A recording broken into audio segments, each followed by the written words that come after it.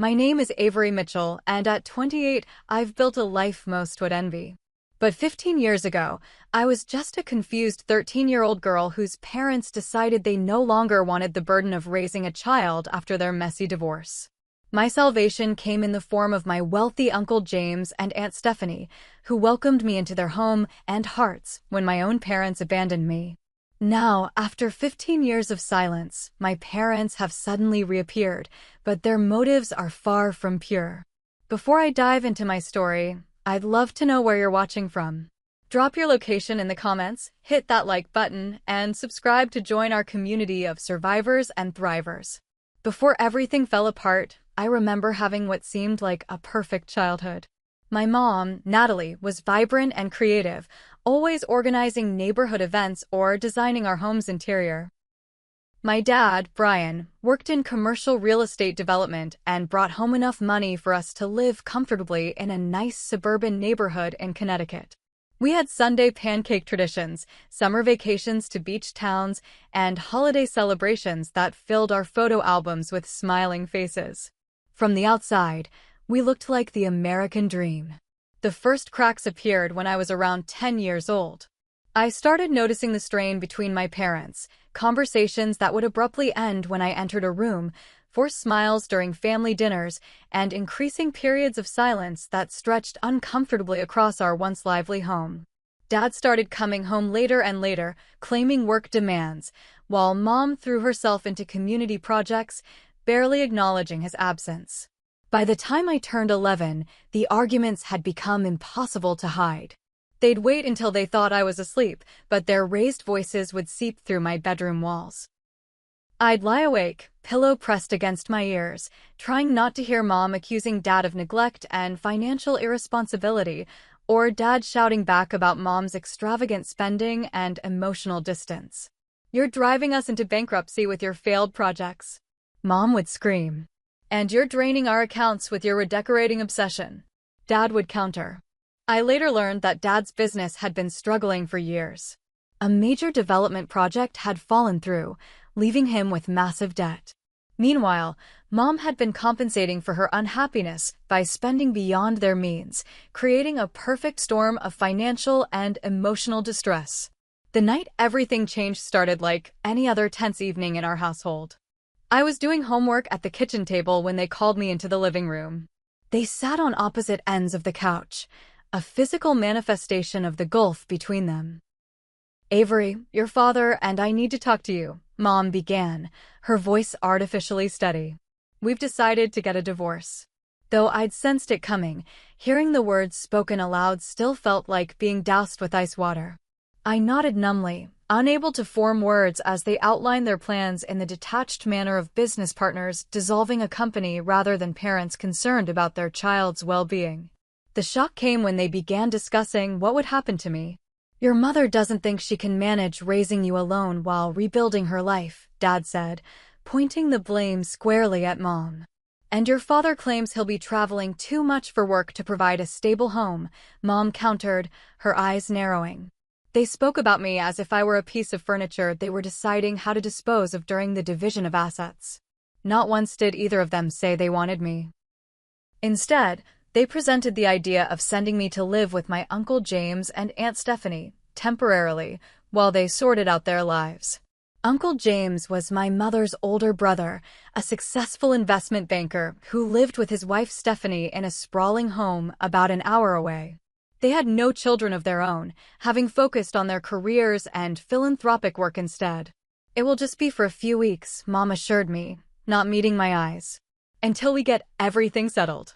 2 days later, I found myself standing in Uncle James's marble-floored foyer with 2 hastily packed suitcases and my backpack, watching my parents' car disappear down the long driveway.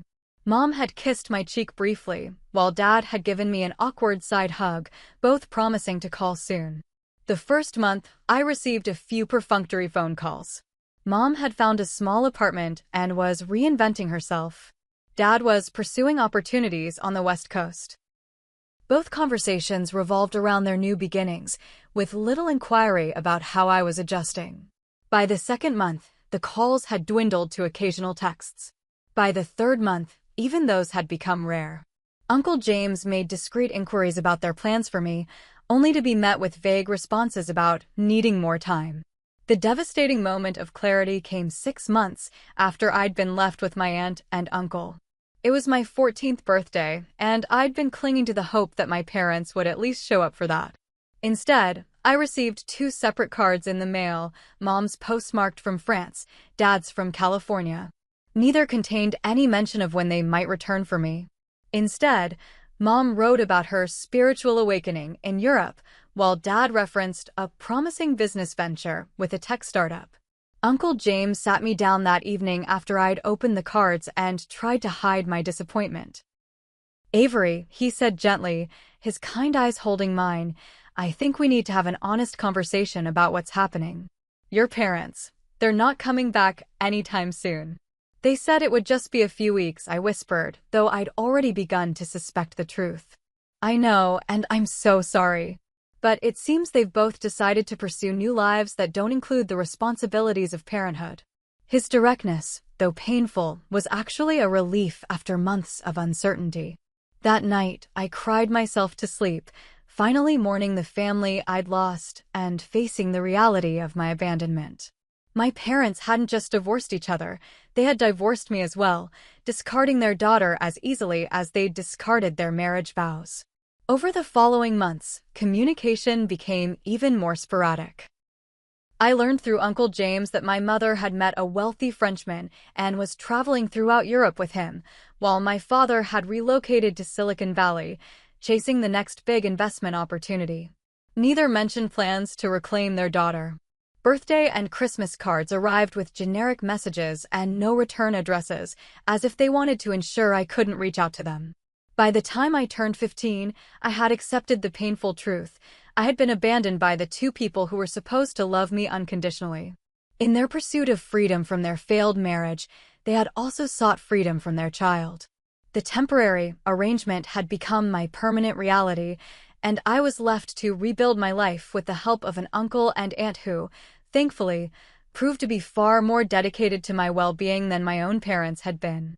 Moving in with Uncle James and Aunt Stephanie was like stepping into another world. One where adults actually kept their promises and showed up consistently. Their home was a far cry from the modest suburban house where I'd grown up. Located in an exclusive neighborhood, the Georgian-style mansion sat on 3 acres of perfectly manicured grounds with a pool, tennis court, and even a small guest house where the groundskeeper lived. Uncle James, at 52, was tall and distinguished with salt and pepper hair and a calm demeanor that made everyone in his presence feel at ease. As a senior partner at a prestigious investment firm in the city, he commanded respect in financial circles, but never brought the stress of his work home. Aunt Stephanie, 5 years his junior, had retired early from a successful career as a corporate attorney to focus on her true passion, philanthropy. She sat on the boards of several nonprofits and hosted fundraising events that were highlights of the social calendar. Despite their wealth and status, what struck me most about them was their genuine warmth. Unlike the increasingly cold atmosphere of my parents' home in the years before their divorce, Uncle James and Aunt Stephanie's house radiated a sense of harmony.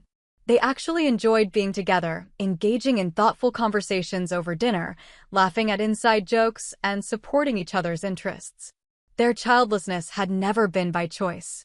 After years of fertility treatments and 2 devastating miscarriages, they had made peace with building a life without children. When I arrived, they channeled all that unused parental love toward me, though they were careful not to overwhelm me during those first fragile months. My adjustment wasn't easy. I suffered from abandonment nightmares where I'd wake up screaming, convinced I was being left behind again. During the day, I'd obsessively check my phone for messages from my parents that rarely came. I developed anxiety about being late for anything, fearing that tardiness would give Uncle James and Aunt Stephanie a reason to discard me too. Uncle James approached my emotional struggles with remarkable patience. Rather than dismissing my fears or telling me to get over it, he would sit with me during my anxiety attacks, his steady presence an anchor until the storm passed. "Your feelings are valid, Avery," he would tell me. "What happened to you wasn't fair, and it's okay to be angry and hurt. But I want you to know that this home is yours for as long as you want it. We're not going anywhere." Aunt Stephanie's approach was more practical but equally supportive. She enrolled me in a prestigious private school where I could make a fresh start, arranged for me to see Dr. Wilson, a child psychologist specializing in abandonment trauma, and encouraged me to try different activities to discover new passions. "The best revenge is living well," she told me one evening after I'd received a particularly empty birthday text from my mother. "You can't control their choices, but you can build a life so fulfilling that their absence becomes irrelevant." Under their guidance, I slowly began to heal. The therapy sessions with Dr. Wilson helped me understand that my parents' abandonment reflected their own deep flaws, not my worthiness of love. At school, I gradually formed friendships with classmates who didn't know my history and therefore didn't treat me with the pitying glances I'd endured from neighbors in our old community. Katie, a thoughtful girl with a passion for literature, became my closest friend after we bonded over our shared love of Jane Austen in English class. Zoe, with her vibrant personality and talent for art, pulled me into her creative world, encouraging me to express my emotions through painting. And then there was Daniel, the kind-hearted debate team captain who never failed to make me laugh even on my darkest days. With this growing support system, I began to thrive. My natural academic abilities, which had been overshadowed by the drama of my parents' deteriorating marriage, emerged as I earned top grades. Uncle James noticed my aptitude for mathematics and economics and began including me in conversations about investments and financial markets during our evening discussions. "You have a natural mind for strategy," he commented one night after I'd correctly predicted a market shift he'd been tracking. "That's not something that can be taught." Aunt Stephanie, meanwhile, nurtured my developing interest in psychology and social justice, inviting me to accompany her to benefit events and introducing me to people working in fields that aligned with my interests. "Connections matter," she would explain, "but what you do with those connections matters more. Use them to create positive change." What struck me most profoundly about life with my aunt and uncle was the consistency. When they said they would attend my school events, they showed up. When they promised we would discuss a topic later, we actually did. When they established rules, they enforced them fairly and explained their reasoning. This reliability was a stark contrast to the chaos of my parents' household, where promises were easily made and just as easily broken. By the end of my sophomore year, I had stopped jumping every time my phone buzzed with a notification, no longer expecting it to be a message from my parents. The nightmares had subsided, and I'd stopped referring to my bedroom at Uncle James and Aunt Stephanie's house as the room I'm staying in, finally accepting it as my own space. On the night of my 16th birthday, after a celebration with my new friends and a special dinner prepared by their personal chef, Uncle James and Aunt Stephanie presented me with an unexpected gift: adoption papers. "We would be honored to make official what we already feel in our hearts," Uncle James said, his voice thick with emotion. "You're our daughter in every way that matters, Avery. But we'll completely understand if you're not ready or if this isn't what you want." I stared at the papers, a complex rush of emotions washing over me. Signing them would feel like a final acknowledgement that my biological parents were truly gone from my life. But looking up at the two people who had shown me what unconditional love actually meant, I realized that family isn't determined by blood, but by choice, by who chooses to stay, to support, to love consistently. "I would like that very much," I finally said, tears streaming down my face as Aunt Stephanie enveloped me in a warm embrace while Uncle James squeezed my shoulder gently. That night marked the beginning of my new life, not as the abandoned daughter of Natalie and Brian Mitchell, but as the cherished child of James and Stephanie Carson, who had chosen me when my own parents wouldn't. High school became a time of transformation for me. With the stability provided by Uncle James, now legally my father, and Aunt Stephanie, now my mother, I was able to focus on discovering who I wanted to be, rather than dwelling on who had left me behind. Academically, I flourished. My natural aptitude for mathematics and analysis evolved into a passion for economics and business strategy. I joined the debate team, where I developed confidence in articulating my ideas, and the Student Investment Club, where I could apply the financial concepts Uncle James had been teaching me. The key to success isn't just understanding the numbers, he would explain during our evening discussions in his home office. It's understanding the psychology behind market movements, why people make the decisions they do with their money. These lessons extended beyond theoretical discussions. On my 17th birthday, Uncle James set up a small investment portfolio for me, providing an initial sum but making it clear that the decisions about how to invest it would be mine.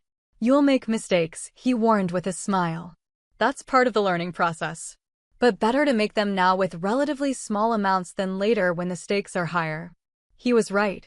My first few investment choices resulted in modest losses, but with his guidance, I analyzed what had gone wrong and adjusted my strategy. By the end of my junior year, my portfolio had not only recovered but grown by 12%, a fact I took more pride in than almost any of my academic achievements. Aunt Stephanie's influence was equally significant, but in different areas. She introduced me to her network of philanthropic connections, showing me how wealth could be leveraged for social good. Through her, I learned about nonprofit management, effective altruism, and the importance of addressing systemic issues rather than just symptoms. "Money is merely a tool," she would say. "What matters is how skillfully you use it to create the world you want to live in." Under her mentorship, I started a program at our school that paired economically disadvantaged elementary students with high school tutors, securing funding from local businesses to provide educational materials and healthy snacks. The initiative earned recognition from the school board and was eventually adopted by other schools in the district. My social life blossomed as well. Katie, Zoe, and Daniel remained my core friend group, but our circle expanded to include others drawn to our diverse interests and supportive dynamic. Weekend study sessions at our house often evolved into impromptu pool parties or movie nights, filling the mansion with the laughter and energy that Aunt Stephanie said had been missing before my arrival. Junior year brought another significant change when I was elected class president. The shy, traumatized 13-year-old who had arrived at Uncle James and Aunt Stephanie's doorstep had evolved into a confident young woman whom peers looked to for leadership. Dr. Wilson, who I continued to see monthly for maintenance therapy, noted that my resilience had become my defining characteristic. "You've turned your wound into wisdom," she observed during one session. Not everyone manages to do that. Many people remain defined by their trauma rather than using it as a catalyst for growth. As graduation approached, I found myself at the top of my class. The girl who had once feared being unwanted was now being courted by multiple Ivy League universities. With Uncle James and Aunt Stephanie's support, both emotional and financial, I accepted an offer from Princeton, where I planned to major in economics with a minor in psychology. The graduation ceremony was a moment of triumph tinged with reflection. As I delivered the valedictorian address to my classmates and their families, I couldn't help but notice the empty seats where biological parents might have sat. But when I looked instead to the front row where Uncle James and Aunt Stephanie beamed with pride, I felt only gratitude for the family I had found. College presented new challenges and opportunities. The rigorous academic environment pushed me to develop stronger study habits and time management skills. I joined the Women in Business Association and the Socially Responsible Investment Fund, which aligned with the values instilled by my adoptive parents. Though I maintained regular contact with my high school friends, I also formed new connections, including several professors who became important mentors. It was during junior year that I met Michael Reynolds, a graduate student in the business school who was teaching assistant for my advanced financial markets course. Our relationship began professionally. He provided invaluable feedback on my research project analyzing ethical investment strategies, but gradually evolved into friendship and eventually romance. Michael shared my interest in using business as a force for positive change. The son of self-made entrepreneurs who had built a sustainable energy company, he understood both privilege and purpose in ways that resonated with me. He was also unfailingly supportive of my ambitions, never treating my career goals as secondary to his own. After graduation, where I received honors for my thesis on psychological factors affecting market volatility during economic crises, I accepted a position at Crawford and Associates, a consulting firm specializing in corporate strategy. The role allowed me to apply both my analytical skills and psychological insights, helping companies navigate complex transitions while considering their social impact. My early 20s became a period of professional growth and personal stability. I advanced quickly at the firm, earning a reputation for innovative approaches to client challenges. Michael and I maintained our relationship, supporting each other's careers while building a life together. We moved into a comfortable apartment in the city, close enough to visit Uncle James and Aunt Stephanie for regular Sunday dinners, but establishing our independence. At 26, another milestone arrived when Michael proposed during a weekend trip to the Berkshires. The antique emerald ring had belonged to his grandmother, and as he slipped it onto my finger, I felt a sense of belonging that once seemed impossible for the abandoned 13-year-old I had been. "You've shown me what real love looks like," he said as we celebrated with champagne by a lakeside sunset. "I want to build a family with you, one where everyone feels as valued and supported as you've made me feel." His words struck a deep chord. Family. Once a concept associated with pain and rejection, it now represented possibility and choice. With Uncle James and Aunt Stephanie's loving example and my own hard-won wisdom, I felt prepared to create the kind of family bonds that would never break. As we began planning our wedding, scheduled for the following spring, I felt satisfied with the life I had built from the ashes of abandonment. At 28, I had a fulfilling career, a loving partner, supportive adoptive parents, and genuine friendships. The absence of my biological parents had become a distant ache rather than a defining wound. But just as I was finalizing details for what promised to be the happiest day of my life, the past I thought I had outgrown came rushing back with unexpected force. The email arrived on an ordinary Tuesday morning as I was reviewing client files before a meeting. The subject line, "Your mother reaching out," nearly caused me to spill my coffee across my keyboard. For a moment, I thought it might be from Aunt Stephanie, but the unfamiliar address made my heart race with a combination of dread and disbelief. I clicked it open with trembling fingers. "Dearest Avery, asterisk. I know it's been far too long since we've spoken. 15 years of silence is inexcusable, and I won't pretend otherwise. I've thought about you every day and have followed your accomplishments from afar through occasional updates from mutual acquaintances, asterisk. Life has taken me down many paths since we last saw each other, some fulfilling, others challenging. I've made many mistakes, but none greater than walking away from you. The pain of our separation has grown more acute with time rather than diminishing, asterisk.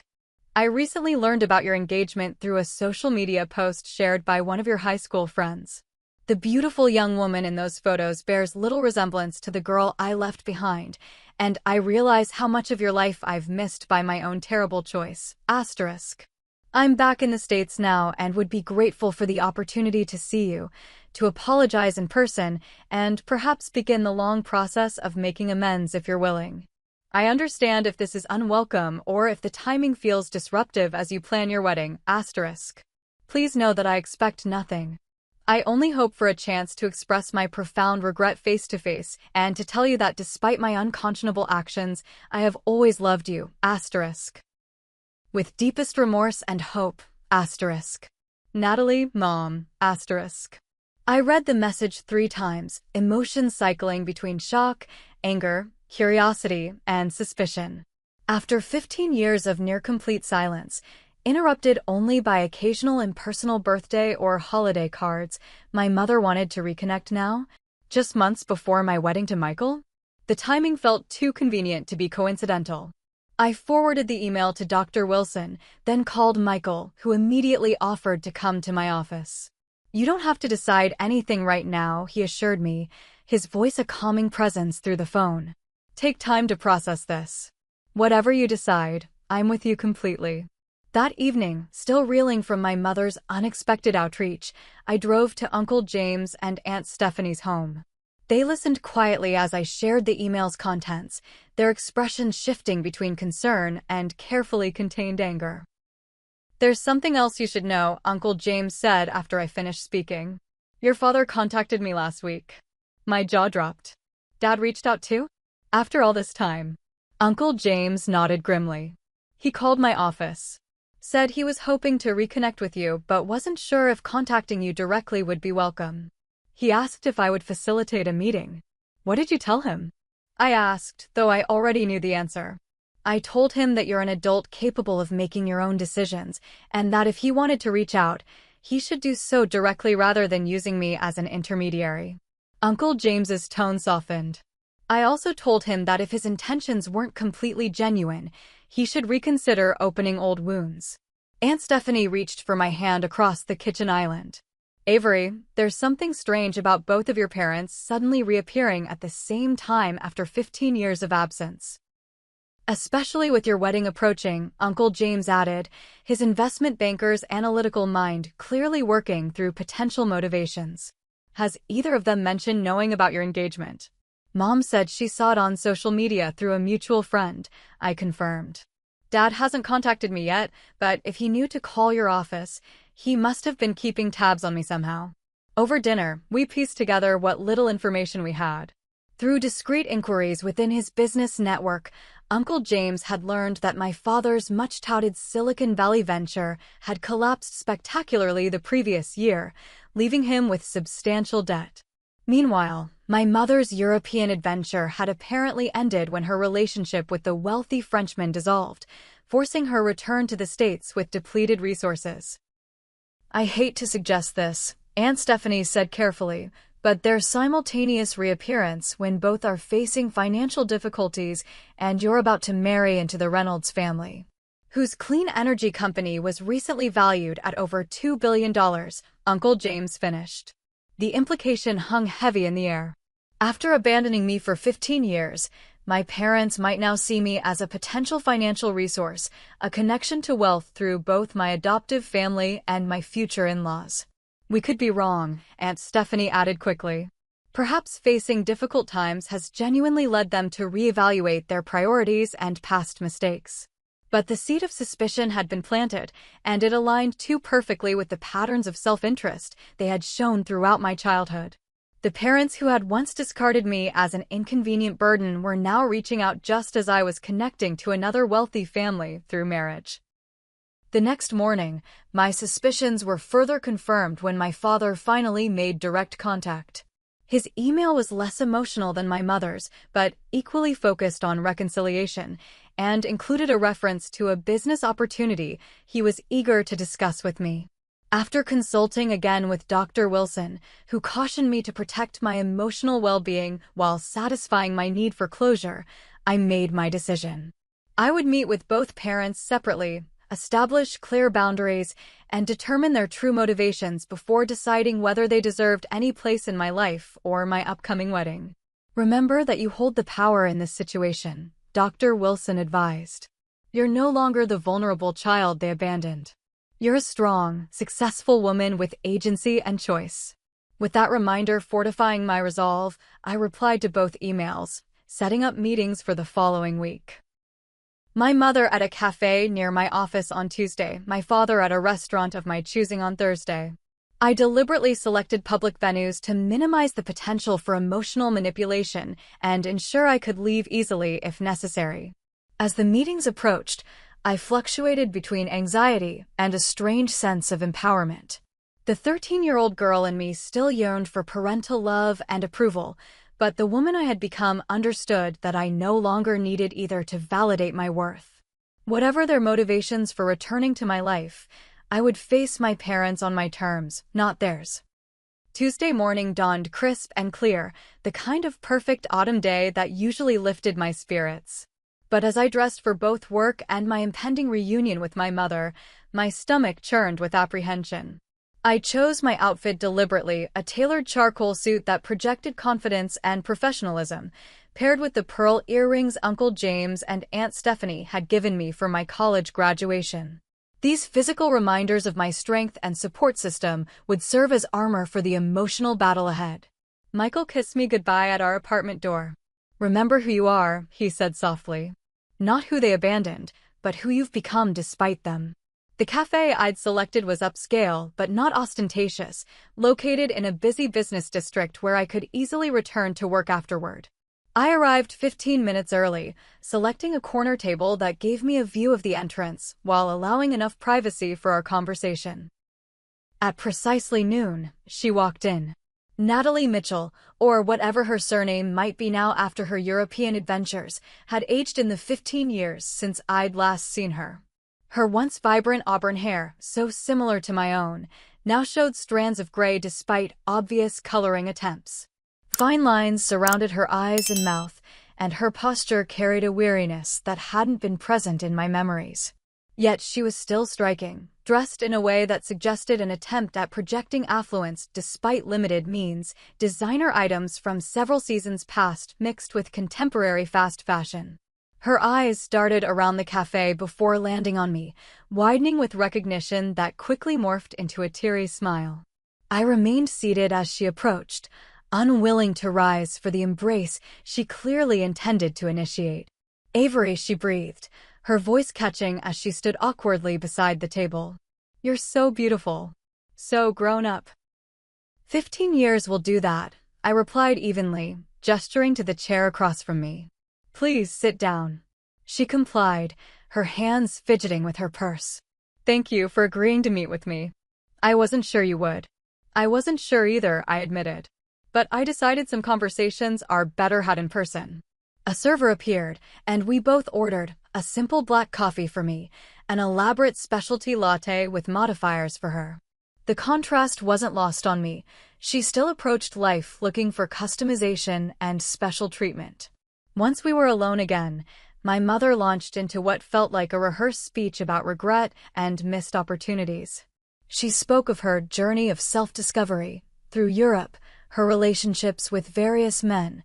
The Frenchman had been just one of several, and her eventual realization that material pursuits had left her spiritually empty. "It took losing everything to understand what really matters," she said, reaching across the table toward my hand, which I subtly withdrew. "Family. Connection. The bonds that sustain us through life's challenges." "Interesting that you mentioned bonds," I replied. "Those usually require maintenance to remain strong." 15 years of near silence doesn't suggest much interest in maintaining connection. Her expression faltered momentarily before she recovered. "I deserve that. I know I do." My silence was complicated.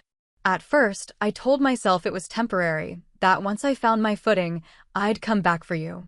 Then as months turned into years, shame kept me away. How could I face you after such abandonment? What could I possibly say to explain the inexcusable? There was something practiced about her contrition, the perfect glistening tear at the corner of her eye, the vulnerable tilt of her head. I'd seen this performance before when she wanted something from my father during their marriage. "And yet here you are," I observed. "What changed?" "I've been in therapy," she replied quickly. "Working through my own childhood trauma, understanding how it influenced my choices as a mother.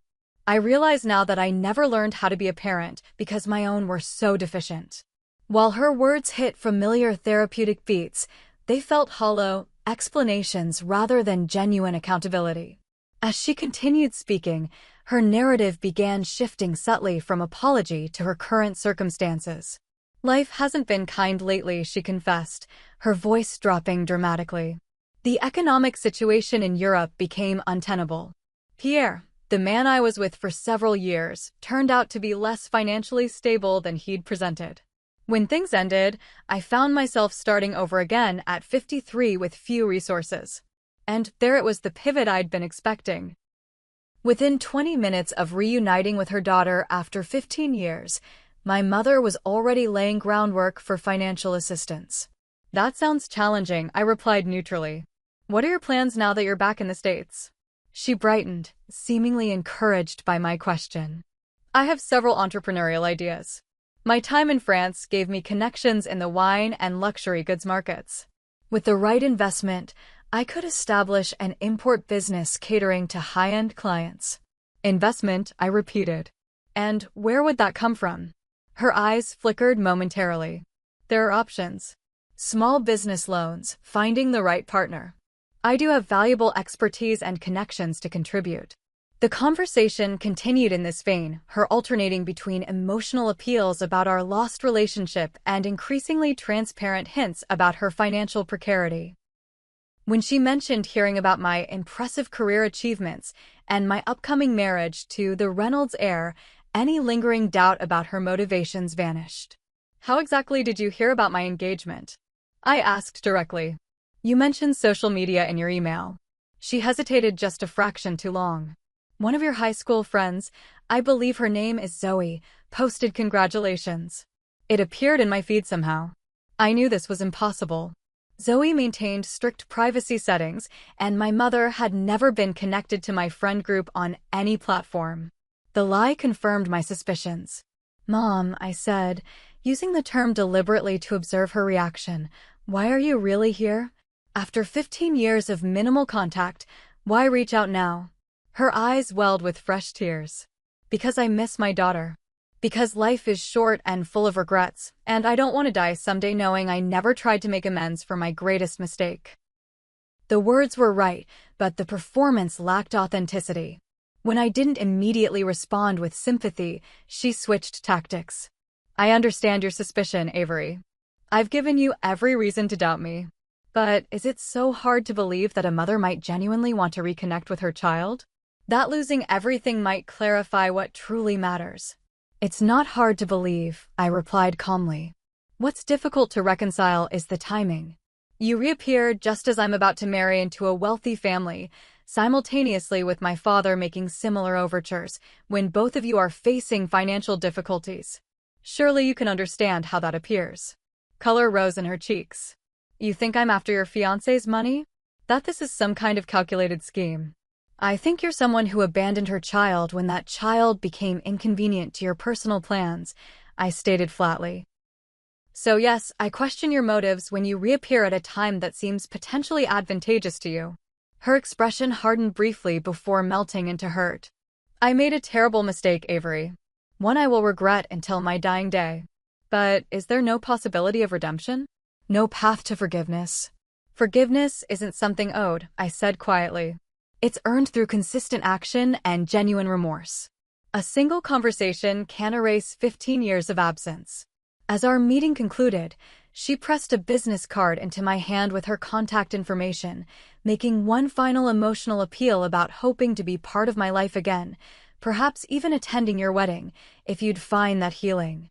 I left the cafe emotionally drained but clearer about the situation. My mother's performance had confirmed what Uncle James and Aunt Stephanie had suspected. Her return was at least partially motivated by financial interest.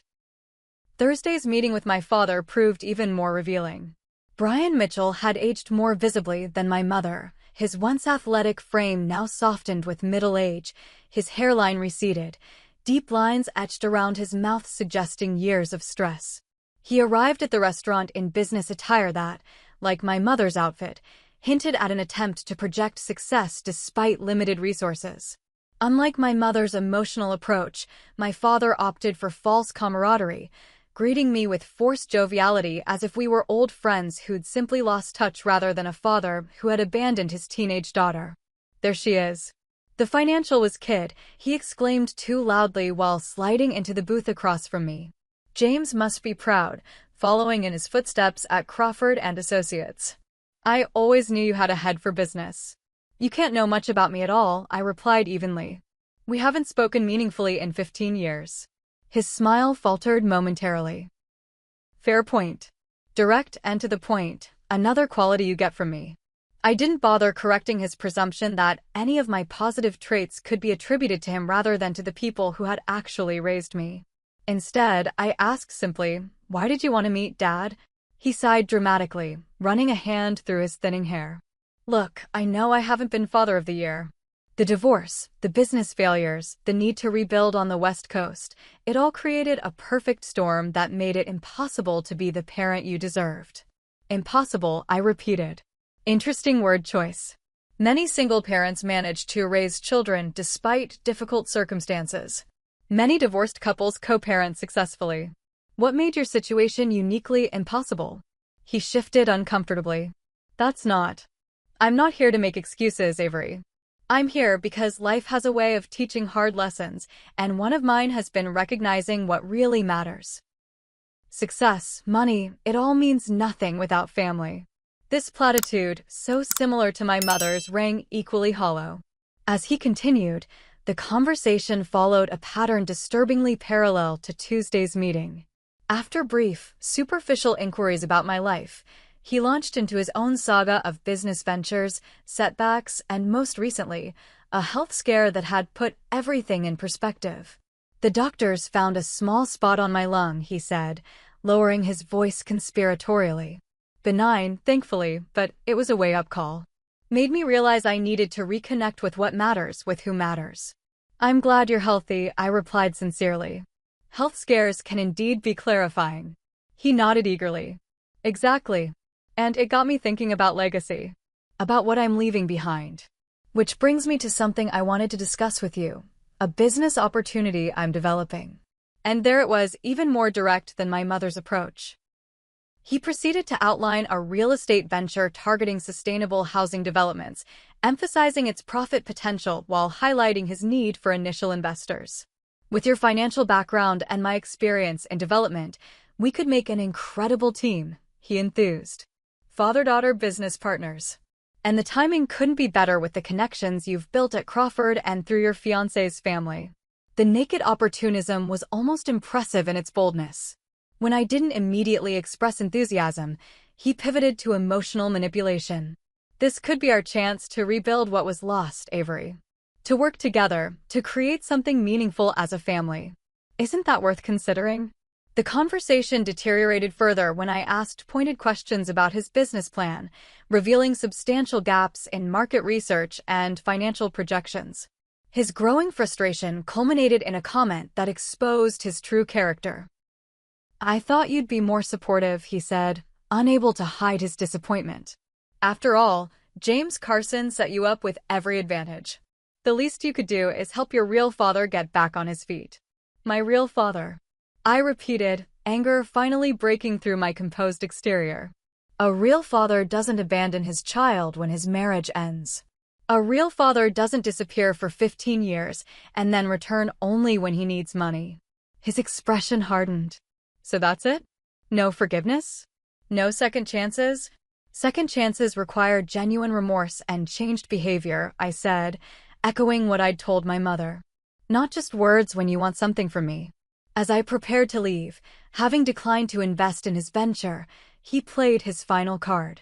I've been in touch with your mother, you know. She mentioned you two had met. I froze. You've been in contact with Mom. We've reconnected recently, he admitted. Shared experiences, shared regrets about how things happened with you. We were thinking maybe the three of us could get together sometime, like a family reunion of sorts. The revelation that my parents, who had fought bitterly during their divorce and claimed to despise each other, were now in communication confirmed my worst suspicions. This wasn't about reconnection or remorse, it was a coordinated effort to exploit my position and connections. I need to go, I said, gathering my belongings. This meeting has been informative. Think about what I said, Avery, he called as I walked away. Family should help family. It's what decent people do. His parting guilt trip solidified my resolve.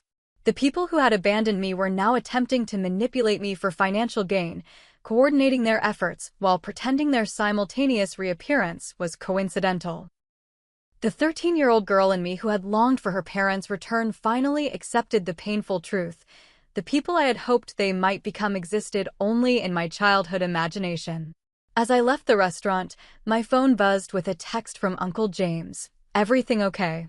For years earlier, I had activated location sharing with him and Aunt Stephanie during a solo trip abroad, and we had never turned it off, not out of surveillance concerns but from mutual care. Coming home, I replied, suddenly needing the comfort of the people who had actually shown me what family truly meant. We need to talk.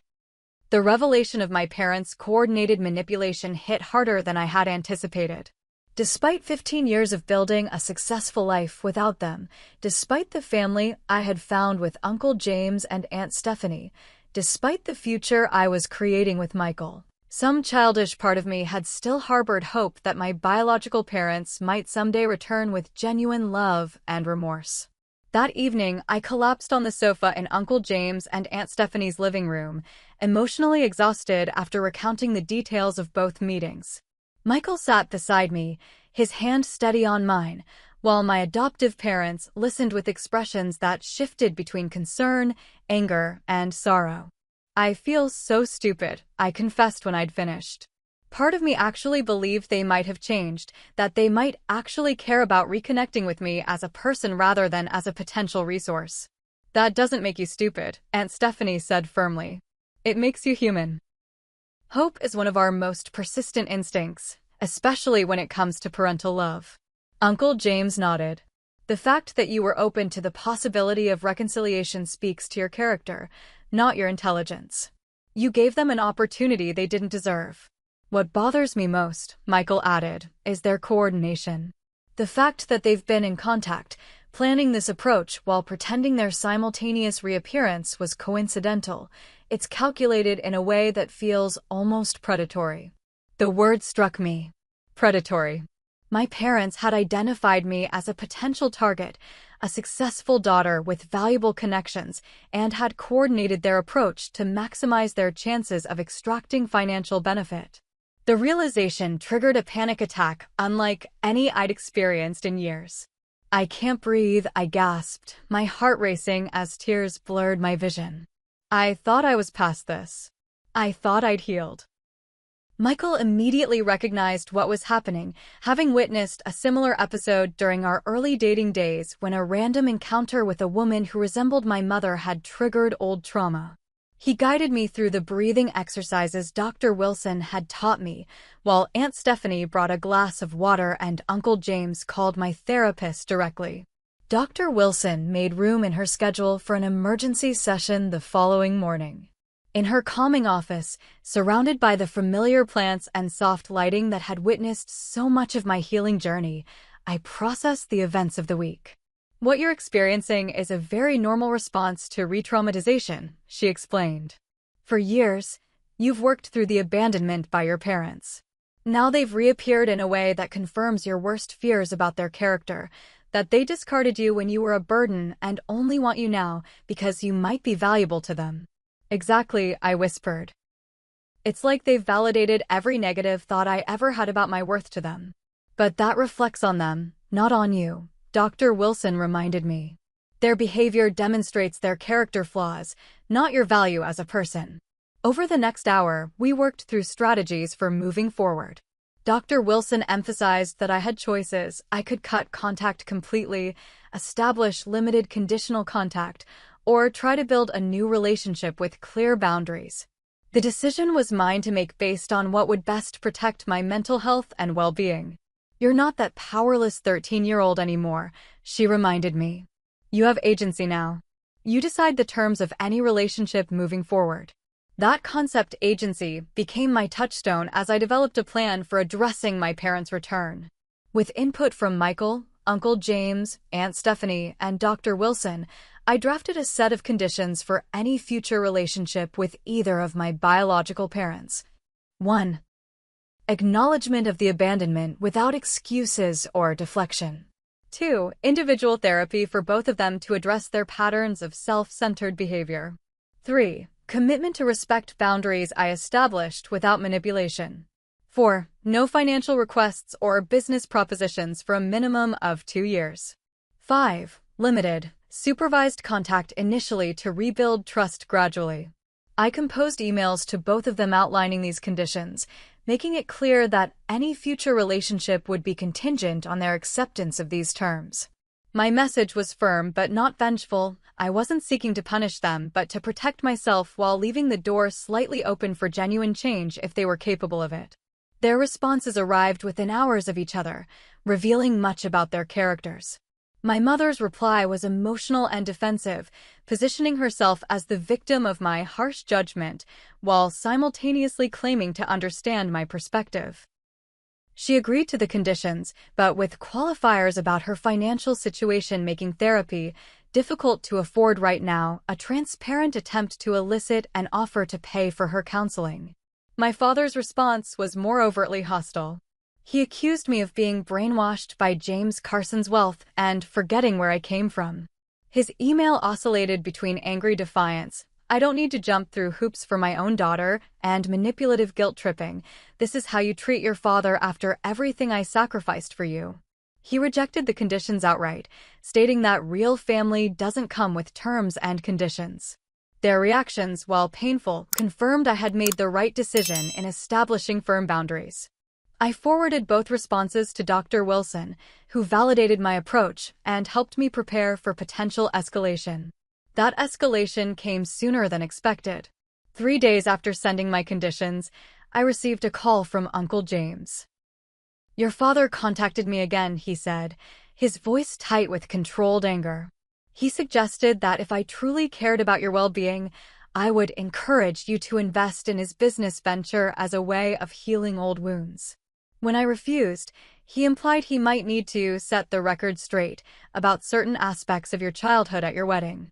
The threat was clear. If I wouldn't provide financial support, my father would attempt to disrupt my wedding with accusations or embarrassing revelations. It was a desperate ploy from a desperate man, but it still sent a chill through me. "He won't be at the wedding," I said firmly. "Neither of them will."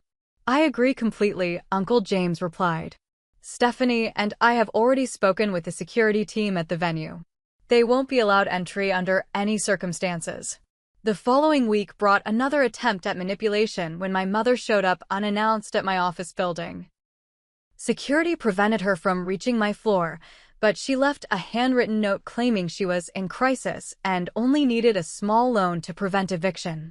The performative desperation, complete with smudged ink suggesting teardrops, might have moved me years ago. Now it only strengthened my resolve. Michael's support during this period proved invaluable. Unlike some partners who might have pressured me to reconcile with my parents for the sake of wedding appearances or family harmony, he fully backed my decision to maintain boundaries.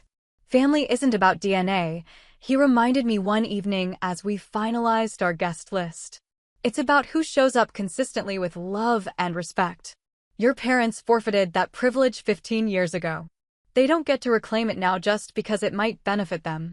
As our wedding approached, I worried that the shadow of my parents' manipulation might darken what should be a joyful time. Dr. Wilson suggested a symbolic ritual to help me process my feelings and reclaim my narrative. "Write letters to your parents expressing everything you wish you could say, all the hurt, anger, disappointment, and grief," she advised. "Then decide what to do with those letters in a way that feels healing. Some clients burn them, others keep them as a reminder of their journey, and others choose to actually send them."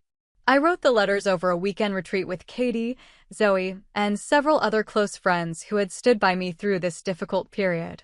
The process was cathartic, allowing me to articulate feelings I had suppressed for years while surrounded by people who truly loved me. In the end, I decided not to send the letters. My parents had already demonstrated they weren't capable of hearing my truth without twisting it to serve their narratives. Instead, I chose to read portions to Uncle James and Aunt Stephanie, who had earned the right to understand the depth of my experience. As I read, tears streamed down Aunt Stephanie's face, while Uncle James listened with a quiet intensity that betrayed his emotion. When I finished, they both embraced me. "I wish we could have protected you from this pain," Aunt Stephanie whispered. "But I'm so proud of the woman you've become despite it, because of it, even." Uncle James cleared his throat. "Your resilience amazes me every day. Watching you set boundaries with the people who hurt you most, it's one of the bravest things I've ever witnessed." Their words healed something deep within me. The abandoned child finally understood that she had been claimed by love far stronger than the biological connection that had failed her. During this period of emotional processing, I received an unexpected message from a cousin on my father's side, Haley Mitchell, whom I hadn't seen since childhood. She had apparently been told by my father that I was refusing contact despite his many attempts to reconcile over the years. His narrative portrayed him as the wounded party, repeatedly reaching out to an unforgiving daughter who had been poisoned against him by her wealthy adoptive family. Similar stories had apparently been circulated among extended family members on both sides, painting me as cold and ungrateful while presenting my parents as victims of circumstance who had done their best, given their limitations. Rather than allowing this false narrative to persist, I decided to reclaim my story. With support from Michael and my adoptive parents, I composed a factual, unemotional account of the abandonment and the recent contact attempts, which I shared with key family members on both sides. I included documentation, the original emails from my parents, their responses to my conditions, and the threatening messages they had sent subsequently. "I'm not sharing this to vilify anyone," I wrote in conclusion. "I'm sharing it because I deserve to have my experience acknowledged truthfully. For 15 years, I built a life without my parents' presence or support. I am open to reconciliation based on genuine remorse and changed behavior, but not to exploitation or manipulation." The response was overwhelming. Cousins, aunts, and uncles from both sides reached out with messages of support and apology for believing false narratives. Several revealed similar experiences with my parents' self-serving behavior over the years. Most touchingly, my father's sister Laura, who had distanced herself from him years ago for reasons I never understood, called to express her admiration for my boundaries. "He did the same thing to me when his business first failed," she confided. "Tried to guilt me into investing my husband's retirement savings in a sure-thing venture. When I refused, he spread rumors that I had abandoned him in his time of need. It took years to repair relationships with other family members who only heard his side. This outpouring of support and validation marked a turning point in my healing journey. By speaking my truth calmly and factually, I had reclaimed my narrative from those who sought to distort it. The 13-year-old girl who had been silenced by abandonment finally had her voice heard and believed. With the wedding just weeks away, I made a final decision regarding my parents. I would send them each a simple message. I understand you're disappointed by my boundaries. I remain open to building a new relationship based on mutual respect if you choose to meet the conditions I've outlined. Regardless of your decision, I wish you well in your journey forward. I've found peace in mine. It wasn't forgiveness exactly, that would require genuine remorse and changed behavior on their part. But it was something equally powerful, indifference. Their presence or absence no longer defined me. Their approval or disappointment no longer mattered. I had taken control of my story, and in doing so, had finally freed myself from the emotional prison of abandonment. The weight that lifted with this realization was almost physical. As Michael noted with a smile, "You're standing taller these days." Indeed, I was no longer bent under the burden of unresolved trauma, but fully upright in my truth and worth. The parents who had once discarded me as an inconvenient burden had returned hoping to exploit me as a valuable resource. In refusing to be used, I had completed the journey from victim to victor. My wedding day dawned clear and perfect, one of those rare October days when summer's warmth lingers while fall's colors paint the landscape in gold and crimson. As I stood before the mirror in the bridal suite, Aunt Stephanie adjusting my veil while Katie and Zoe fussed with my train, I felt a profound sense of peace that had seemed impossible just months earlier. "You look radiant," Aunt Stephanie said, her eyes glistening with unshed tears. Truly a vision. The elegant gown, ivory satin with delicate lace overlay, had been carefully selected not just for its beauty, but for what it represented, a fresh beginning unburdened by the past. Around my neck hung a pendant that had belonged to Aunt Stephanie's grandmother, fulfilling both the something old and something borrowed traditions while symbolizing the family bonds that had sustained me. When Uncle James appeared at the door to escort me down the aisle, his momentary speechlessness spoke volumes. As he offered his arm, he whispered, "I've never been prouder than I am at this moment, watching the remarkable woman you've become." Walking toward Michael, who waited beneath an arch of autumn flowers, I scanned the gathered faces, friends who had supported me through difficult times, colleagues who had become mentors, extended family members who had chosen truth over comfortable falsehoods. The absence of my biological parents created no void. Rather, the space was filled completely by authentic connections built on respect, consistency, and genuine care. The ceremony itself passed in a blur of emotion, Michael's voice steady as he recited vows he had written himself, my own words emerging clearer and stronger than I had expected. When the officiant pronounced us husband and wife, the applause that erupted felt like a collective affirmation of the family we were creating, one built on choice rather than obligation. At the reception, Aunt Stephanie delivered a toast that moved many to tears. Family, she began, is not defined by blood but by who shows up day after day, in moments of celebration and in times of challenge. It's built through consistent acts of love, respect, and support. Avery and Michael understand this profound truth, and the family they create together will be all the stronger for it. Uncle James followed with his own tribute. 15 years ago, Stephanie and I were given an unexpected gift when Avery came into our lives. What began as a temporary arrangement became the greatest blessing we could have imagined. Watching her overcome adversity with grace, establish healthy boundaries with courage, and choose love without compromising her worth has been the privilege of our lifetime. Michael, you're gaining not just a wife, but a partner whose capacity for resilience and genuine love knows no bounds. As the evening progressed, filled with dancing, laughter, and the kind of joyful celebration that can only emerge from authentic connection, I found moments to reflect on the journey that had brought me here. The abandoned 13-year-old could never have imagined this future, yet every painful step had somehow led to this moment of completeness.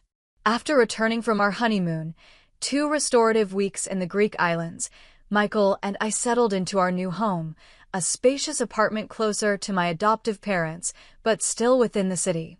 Life began to establish its new rhythms, with Sunday dinners at Uncle James and Aunt Stephanie's home now including Michael as a beloved family member rather than just my partner. Approximately a month after our return, I received an unexpected message from my mother. Unlike her previous communications, this one contained no emotional manipulation or thinly veiled requests for financial assistance. Instead, it simply informed me that she had begun therapy as I had suggested and was discovering uncomfortable truths about her patterns of behavior. I don't expect this to change anything between us immediately, she wrote.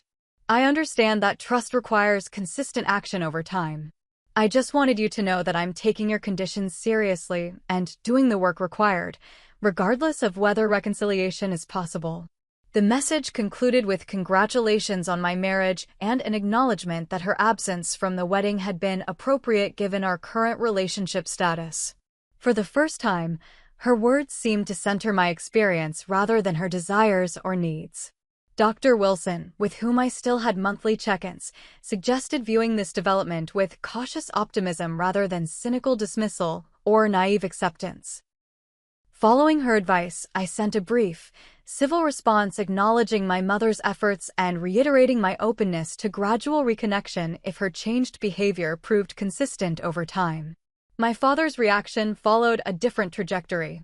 After several unsuccessful attempts to contact me directly following the wedding, each message increasingly hostile and accusatory, he apparently sought other targets for his manipulation. Laura called to warn me that he had been approaching various family members with a business prospectus, using my name as a supposed silent partner to lend credibility to his venture. With Uncle James's guidance, I had my attorney send a cease and desist letter prohibiting him from using my name or implying my involvement in any business dealings. The legal action prompted a final, bitter email accusing me of ultimate betrayal and declaring that I was dead to him. Ironically, the same phrase he had reportedly used about me to relatives during the 15 years of his absence. Rather than causing pain, his declaration of disownment brought an unexpected sense of closure. The father who had abandoned me was now abandoning me again, but this time the choice was mine. I had established boundaries he couldn't respect, and his departure was the natural consequence of his own behavior rather than a reflection of my worth. In contrast to these complex family dynamics, my professional life continued to flourish. 6 months after our wedding, I was offered a promotion at Crawford & Associates, leading a new division focused on socially responsible investment strategies for high-net-worth clients. The role aligned perfectly with values instilled by both Uncle James's business acumen and Aunt Stephanie's philanthropic vision, allowing me to merge profit with purpose in meaningful ways. Michael's career similarly advanced as he took on greater responsibilities in his family's sustainable energy company, focusing particularly on expanding access to green technology in underserved communities. Our shared commitment to using privilege and position for positive impact became a cornerstone of our relationship, sparking passionate discussions over dinner and collaborative projects that bridged our professional spheres. It was during this period of professional growth and personal stability that we received news that would shift our perspective yet again. I was pregnant with our first child. The discovery prompted deep reflection on family patterns and parental responsibility. As I shared the news with Uncle James and Aunt Stephanie, their joy was tinged with a new dimension of meaning. They would become grandparents to a child who would carry forward their values, if not their DNA. This child will never question their worth or place in our family, I promised during the announcement dinner, my hand protectively covering my still flat stomach. The cycle stops with us. Uncle James raised his glass. To new beginnings and better patterns. To family by choice and by love. As my pregnancy progressed, I continued the cautious, limited contact with my mother that had begun after her therapeutic journey. During our first carefully structured meeting, a lunch with Aunt Stephanie present as both support and buffer, I observed subtle but significant changes in her demeanor. The performative emotionality had been replaced by a more authentic presence, and she listened more than she spoke, a reversal of previous patterns. When I mentioned my pregnancy near the end of our meeting, her reaction further evidenced her evolving perspective. Rather than immediately claiming grandmother privileges or making the news about her feelings, she simply offered congratulations and asked thoughtful questions about my health and preparation plans. I hope someday to know this child in whatever capacity you deem appropriate, she said as we prepared to leave. But I understand that will depend entirely on my continued work and your comfort level. I've learned that relationships aren't entitlements, but privileges earned through consistent care and respect. The statement, so different from her earlier entitled approach, suggested that perhaps genuine change was possible, even if complete healing of our relationship might never be. We established a pattern of monthly lunches, always with clear boundaries and usually with a supportive third party present. While not the traditional mother-daughter relationship many enjoy, it offered a measure of resolution that had once seemed impossible. As my due date approached, Michael and I prepared our home and hearts for the profound responsibility of parenthood. During one particularly meaningful evening, as we arranged books in the nursery we had created, I found myself sharing reflections on my journey with him. I used to think being abandoned by my parents was the worst thing that could happen to me, I admitted, running my hand along the spines of children's books selected with love. Now I see it differently. Their absence created space for people who truly wanted to be present, Uncle James, Aunt Stephanie, you.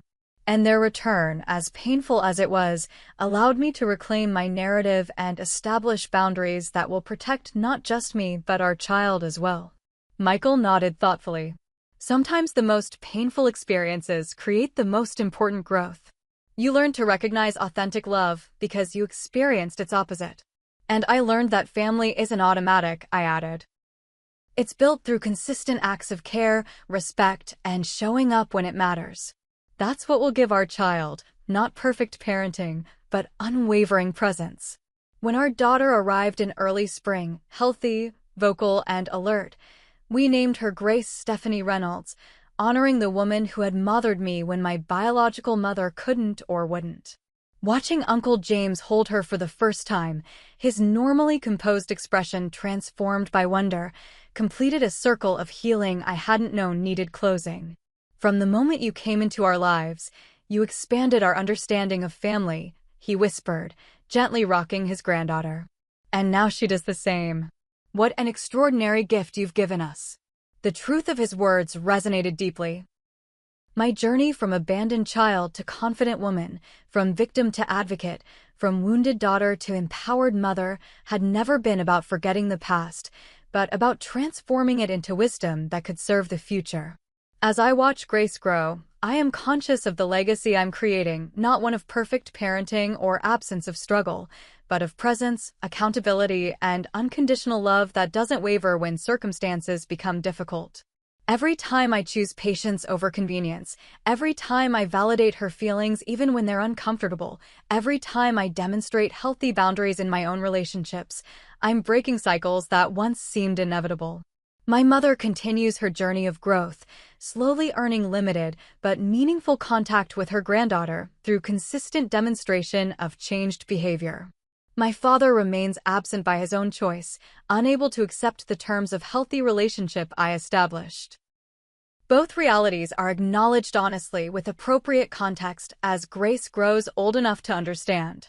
The story I once feared would define me, being the girl whose parents didn't want her, has instead become just one chapter in a much richer narrative about finding family in unexpected places, creating boundaries that protect rather than punish, and transforming abandonment into the foundation for authentic connection.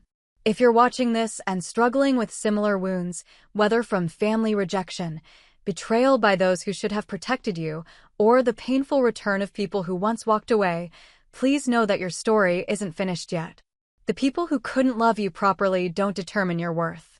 The boundaries you establish aren't selfish but necessary for healing. And the family you build through choice and commitment can be more nurturing than the one you were born into. I'd love to hear your experiences in the comments below. Have you had to establish boundaries with family members? How have you defined family in your own life? Your story matters, and sharing it might help someone else feel less alone in their journey. Thank you for listening to mine. If this resonated with you, please consider subscribing and sharing with others who might need to hear that abandonment doesn't have to be the end of the story. It can be the beginning of a more authentic one. I'm so grateful for this community and the support we can offer each other as we navigate life's most challenging relationships. Until next time, remember that you are worthy of consistent love and respect, regardless of who failed to provide it in the past.